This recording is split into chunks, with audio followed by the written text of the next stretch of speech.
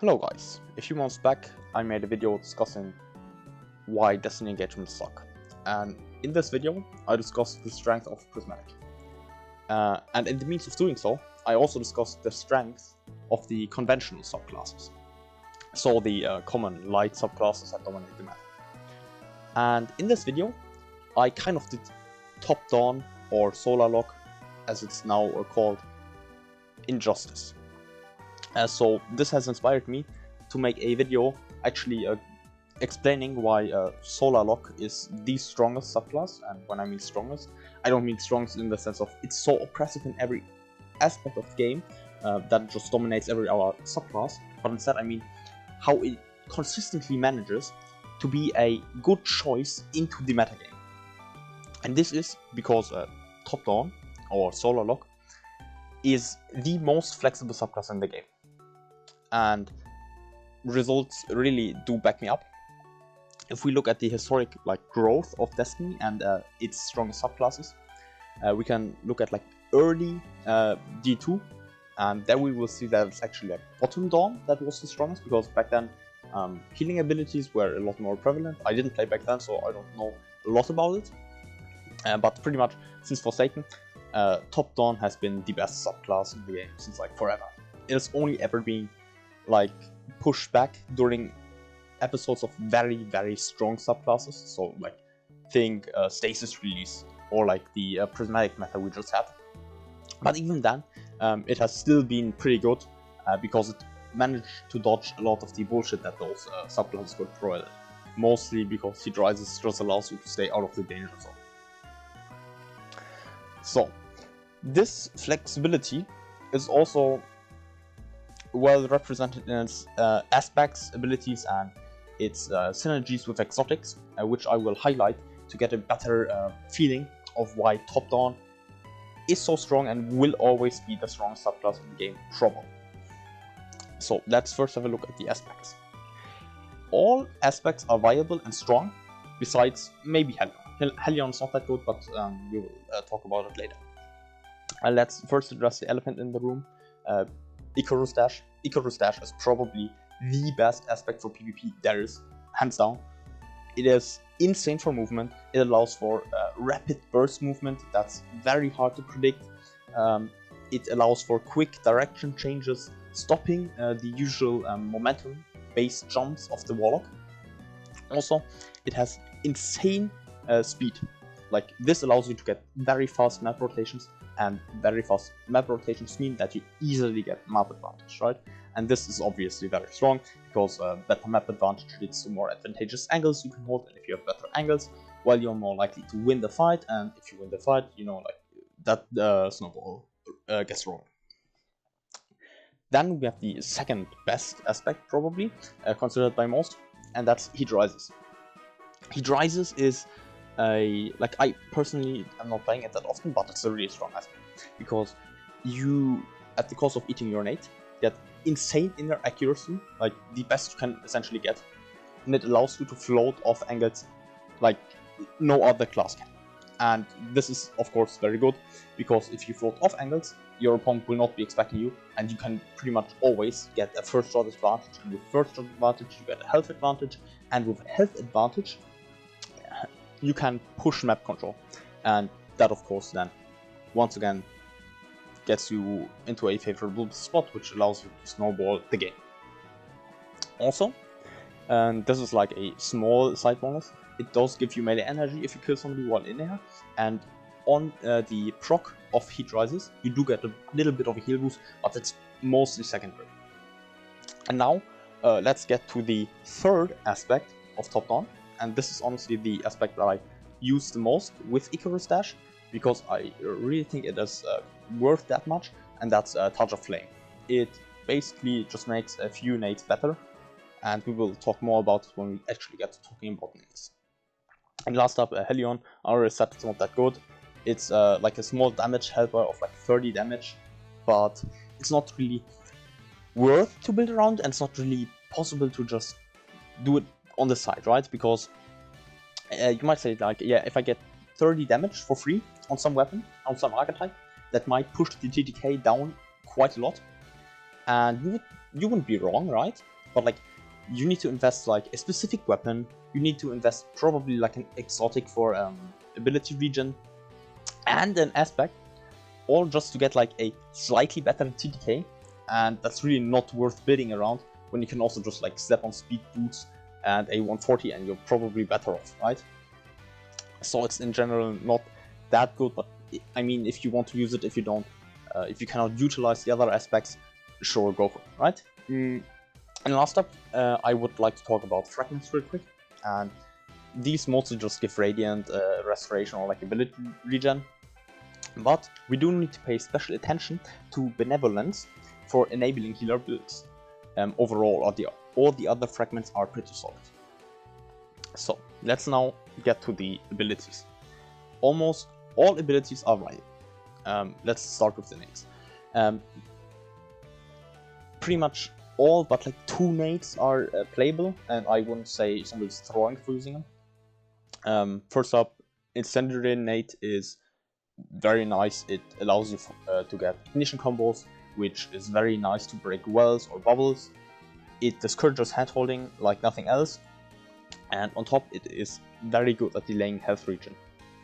The next nade would be Healing Nade. Healing Nade is also very nice because you just get a quick burst of health with very little time investment to actually get this health. And this allows you to play very aggressive and take map control. Which, you know, taking map control essentially is what wins your game most of the time. Also, Healing Nades get stronger with Touch of Flame, which is to consider, and you just get more health back. Third up, we have Trip Mine. Trip Mine is arguably on the weaker side. I don't consider it to be that strong, but you can use it probably.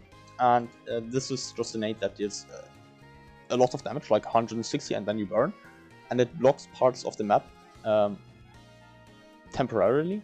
You do have the downside that it can get shot, but you can also use this as an upside because people will genuinely shoot it, so they will not be looking at where you're flying in it on them. In the same vein, we have Swarm Nades, which also do a similar thing. They deal a little less damage, but they're also a bit easier to use. Then we have Fusion Nades. Fusion Nades are, I think, a bit underappreciated in the community because actually they deal a lot of damage and have very nice magnetism, which makes it a very lethal combo with any sort of primary damage. And if we consider Touch of Flame, they are low-key really stupid. Just like, you get a nade that just deals like 200 damage and has a like a minute and 13 cooldown, right? Like, this is really insane. Like, almost no nade reaches these types of damage numbers. Now, on the not complete opposite, but on the bit of the different side, we have Firebolts. Firebolts also have a ridiculously low cooldown, right? Like a minute and 4 seconds or something, and they delay health regen. So this is the main use of them. They just do like 60 damage, but the main part is that you burn out. So consider this: you get like a few like hand cannon shots in, you throw the firebolt, it tags them, they burn, and now they will take very long to get back to a health where they can challenge you on primary without just risking immediate death. So this health advantage they essentially generate allows you to play very aggressive to gain map control. And to mention, they also get way more consistent with Touch of Flame, which is mainly how I use Touch of Flame with Firebolt, because I think it's a really oppressive tool to play against. Rambling aside.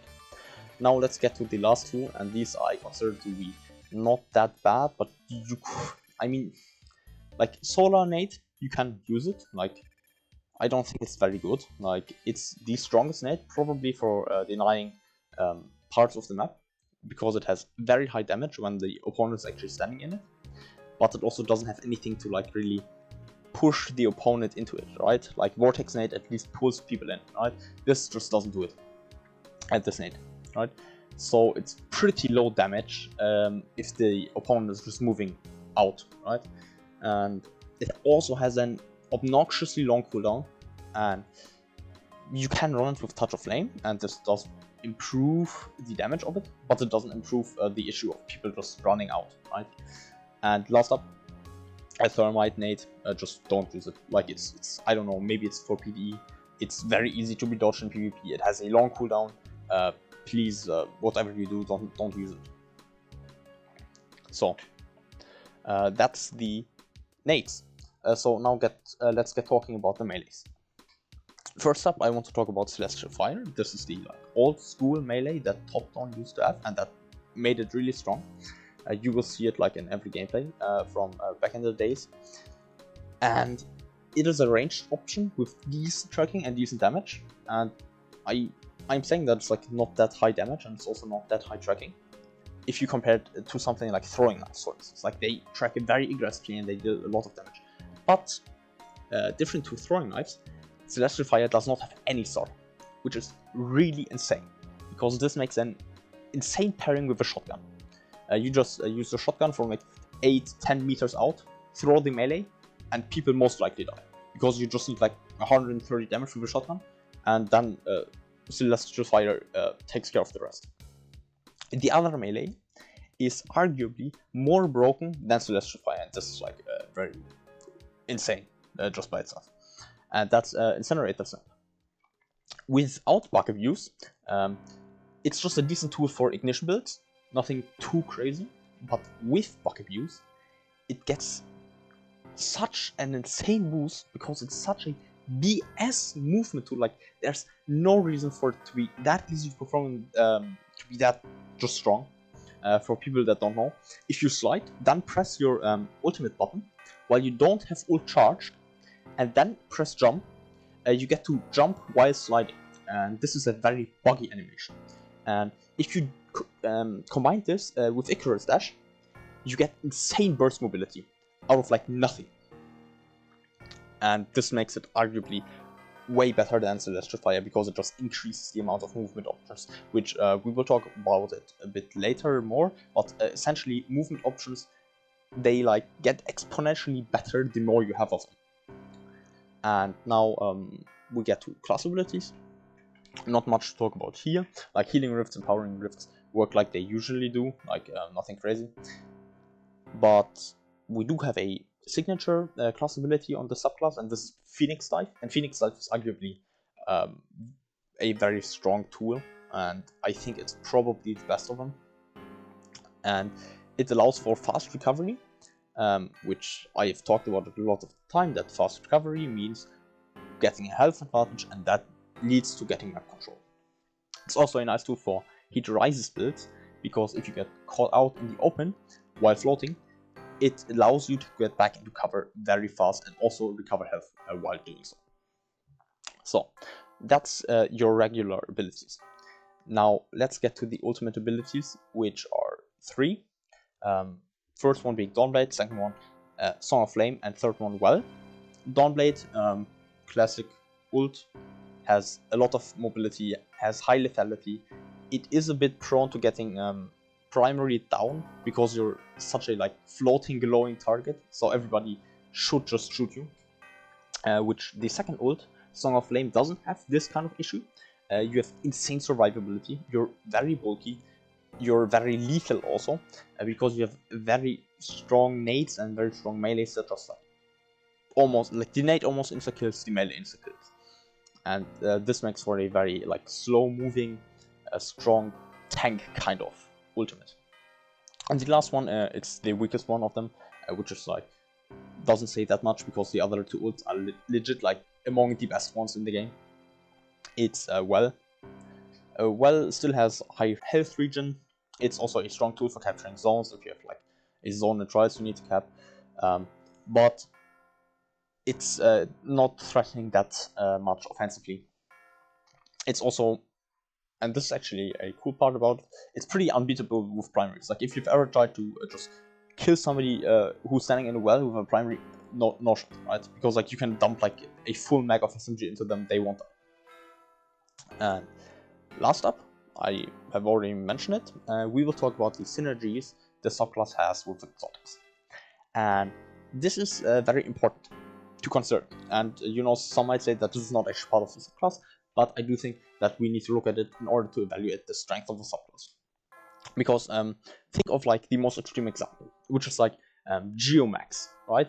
during the time that they were very dominant in trials, pretty much like legit only Arc Warlock could use it, right? So that subclass got a huge boost by the availability of Geomax Stabilizer. And there's also been other like examples in the history of Destiny, like we all remember the season with Lordly Splendor, Class Regeneration, Sunspots, Lawrence Driver bullshit. And this very much shows that during this time, Solar Titan was probably the best Titan, and that was only because of one specific exotic interaction. So it's important to consider it. Also, in general, exotics really help adapting to metagame changes, right? If it's a like very melee focused metagame, you might consider running a melee exotic, which helps you in this specific circumstance you're in. So having a subclass that synergizes well with a lot of exotics means that it's more flexible, which leads to it exploiting the weaknesses of a metagame better. So Top Dawn is an insane user of T-Steps, and this was what I already mentioned, that stacking mobility is like very strong the more you have it, and like it grows exponentially, because we're talking about you're so fast that you can be like at like choke spots that are usually unreachable by any other subclass. And stacking mobility options just means that it's so unpredictable where you're going to be, what you're going to do, how fast you're going to be, and you can play from a like very slow like map control style, because you of course have the better angles by the virtue of being faster, to also having a very aggressive option because you're also super fast, you can just fly in faster.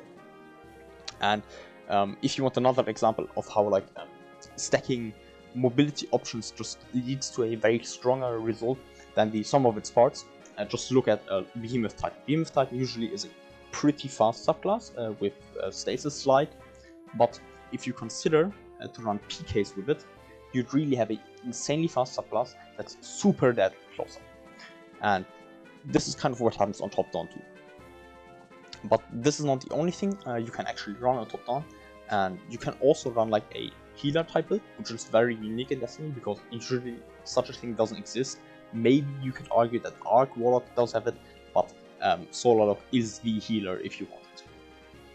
And it is an insane user of Boots of the Assembler and Speaker Side, because Benevolence is a really crazy aspect that just gives you a lot of ability regen for it.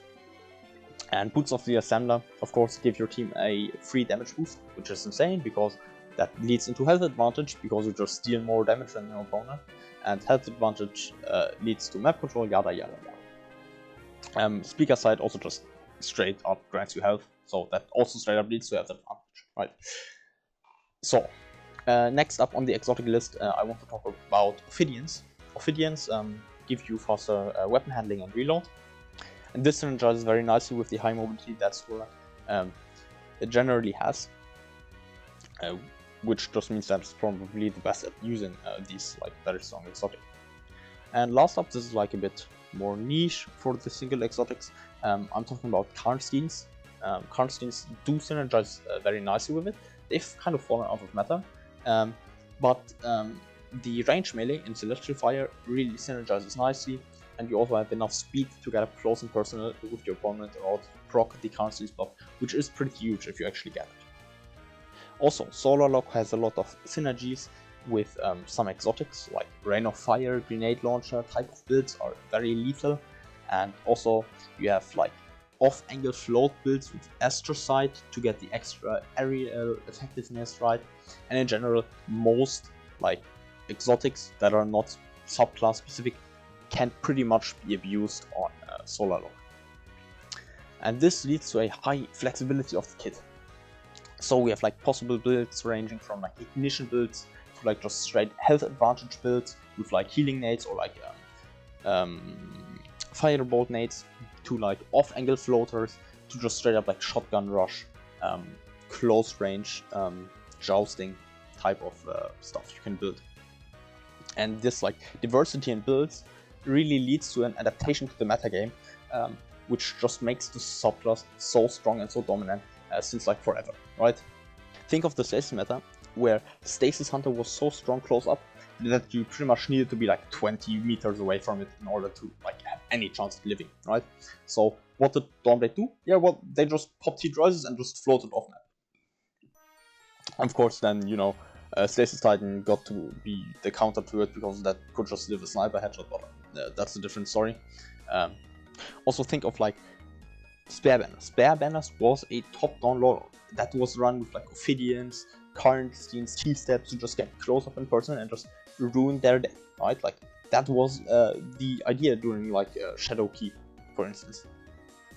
And also, like we only have experienced it like a few months back when Prismatic was really strong, right? You didn't want to be anywhere close to like the zoning tools of Prismatic Hunter, and you also did not want to be close up with a Prismatic Titan, right?